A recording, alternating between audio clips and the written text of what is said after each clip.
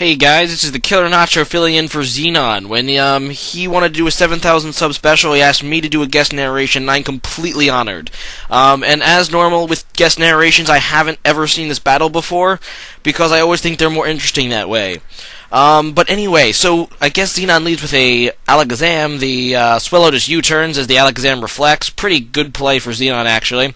But then the opponent, Awmgnoob, I believe his name is, goes into a Chansey, which is the younger sister of the really annoying Blissey. Anyway, so, yeah, he's going to paralyze the Hitmontop on the switch. Not a bad play for Xenon. And now he goes out into, well, pretty good prediction. He goes out into this Frostlass thing against the Hitmontop, which is immune to close combat, and gets off a sub after the Bullet Punch, so that's pretty cool for Xenon. And of course the Bullet Punch again is going to break the sub. Let's see what Xenon does with this free turn. He decides to go Swagger, which is a very interesting attack, which raises the attack and then confuses, because the amount of confusion damage depends on the attack stat. So that was pretty cool play, and with Parafusion, the chance for Hitmontop to hit isn't very good, and that gives Xenon another free sub, so he has another free turn. Let's see what he decides to do with this one, and he's going to Psych Up, so he gets the attack of the Hitmontop. Wow, that was a really good strategy for Xenon. I am really impressed with that. And of course with Parafusion, he's probably not going to get much of a turn, and then he Ice Punches for the KO. Wow, I'm really liking this Frostlass. It is really, really cool. I like it a lot. Good job with it. Anyway, so he goes out into the opponent, Awmgnoob, goes out into Spirit Tome, and Xenon's going to Swagger that. Let's see if it works. It does, so it hurts itself in confusion, and the Frostlass is looking pretty darn nice right now. I wonder, yeah, so it gets him another substitute. Oh, wow, Xenon. That's pretty cool. And the Spirit Tome does get off a Shadow Ball, so now the Pixie has lost its substitute. And if I was Xenon, I would switch here. It wouldn't be worth the chance. Let's see what he does. No, he just goes Ice Punch. That might kill the Spirit Tome. Probably not, though. We'll have to see. And it's confused, and oh, it gets off the Shadow Ball. So poor Frostlass gets KO'd there, but that was a really interesting Frostlass set. Really innovative. Good job. That's why I like Xenon. Xenon has all these innovative, awesome sets. Well, anyway, so he goes out into Wheezing, and is just going to Fire Blast. That does kill the Spirit Tome, so nice job with that, Xenon. And now he goes back into Chansey, and Chansey is just going to sit there looking annoying, and is going to Seismic Toss the Venusaur. And that's not going to do much. Venusaur is going to set up the Leech Seed on Chansey, which is always a nice thing because Chansey has like a bajillion hit points, and getting a Leech Seed off one is always really awesome because you end up getting like 100 hit points off the Leech Seed recovery.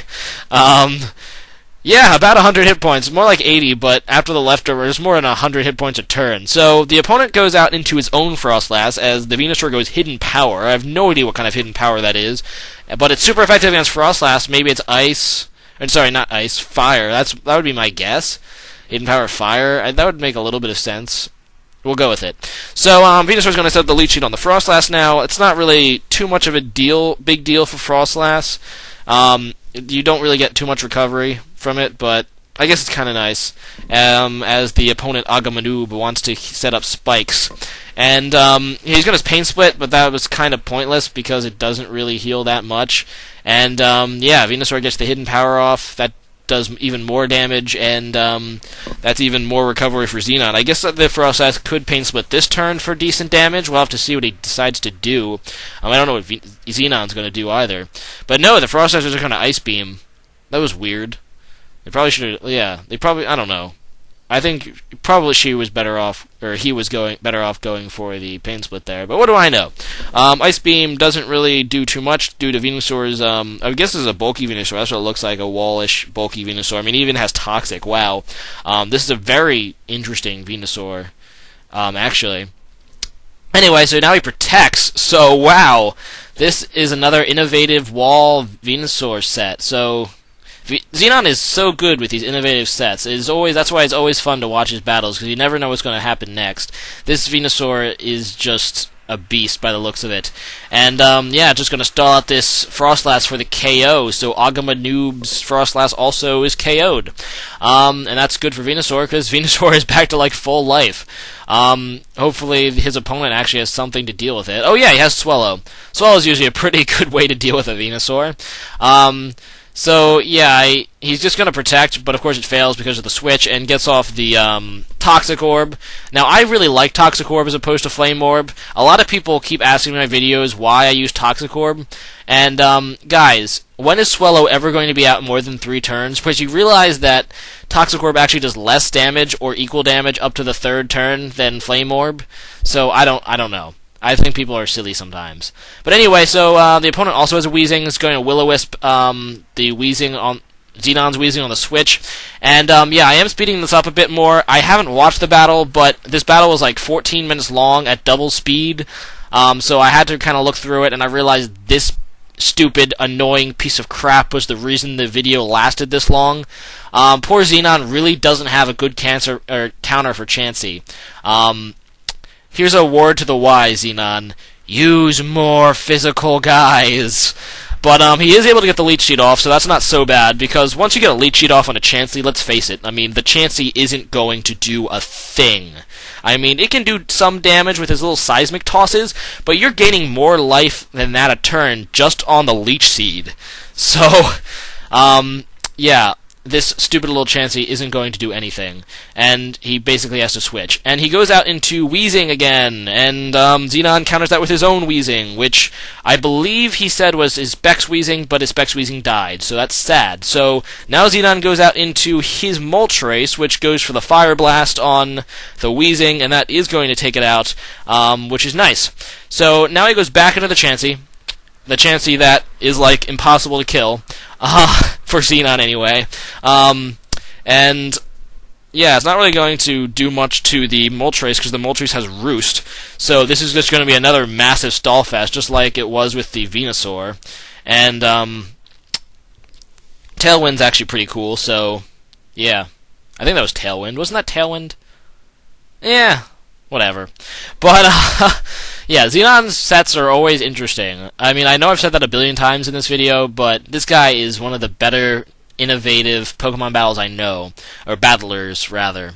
Anyway, so, Xenon goes back into Venusaur, and I think it's pretty obvious to know why, because Xenon wants up the Leech Seeds on the stupid Chansey. But, of course, yeah, the opponent doesn't like that, goes out into a Swellow, gets the Leech Seeds off on the Swellow, and, that's really, like, that's more like whatever than anything else, I guess. But, yeah. So, anyway, Protect.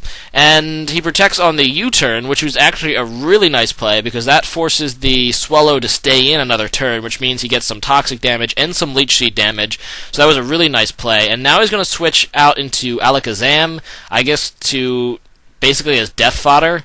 Yeah, because now the Swellow is just going to go Brave Bird. That's going to KO the Alakazam, but some more psychic damage and some recoil damage on the Swellow. The Swellow is now down below half. So Registeel comes out. Awmgnoob goes right back into Blissey, and I have to speed up the battle again, because this Blissey takes forever to die. And it's just going to sit there soft-boiling, so Xenon really can't do crap to it. Except for Thunder Wave it. That was actually not a bad play. I mean, it does have Natural Cure, but maybe with the Flinch Para, you know, you'll be able to take it out. I mean, I think Awmgnoob is down to, like, what, one other Pokemon, just Swellow, and he doesn't really want to send that out against a Iron Head, because that will basically kill it. And wow, that Hidden Power Fire did absolutely nothing. That did absolutely nothing. And I guess he was doing it predicting a switch into Swellow, but it doesn't happen like that. Finally, Xenon gets smart and sets up the Leech Seeds, because he really needs the Leech Seeds on this Chansey if he wants to kill it. And he goes Leech Seed again, I guess predicting the switch again, but, yeah. I don't know why Awmgnoob isn't switching, because he must realize this is Chansey can't do anything when it has Leech Seeds on it, because no matter what, the opponent's Pokemon is going to be gaining more hit points than Seismic Toss is doing. But, yeah, now he sets up a Protect. That was a great play, because that means the Chansey is going to fall even more behind in the damage race. I mean, it's not like Seismic Toss can critical hit or anything. And with the Paralyze, I mean, you just kind of have to hope if you are... Oh, he goes back into Moltres, which is just going to die. So, I don't know why he did that. I guess maybe as Death Fodder. I'm not even sure. But now he can try to get the Para-Flinch with Registeel, and it looks like he will get it. So that's a good thing for Xenon, and he's finally going to be able to take down this annoying, stupid Blissey. Or Chansey, but it's really the same Pokemon, so what's the point? So that means his last Pokemon is a Swellow, which of course isn't going to be able to do much to this Registeel unless it crits, but it does. That was pretty funny, but it is going to be taken down to Downhead. So good game, guys. I really enjoyed narrating it. It was a fun little match, and grats on 7,000, Xenon.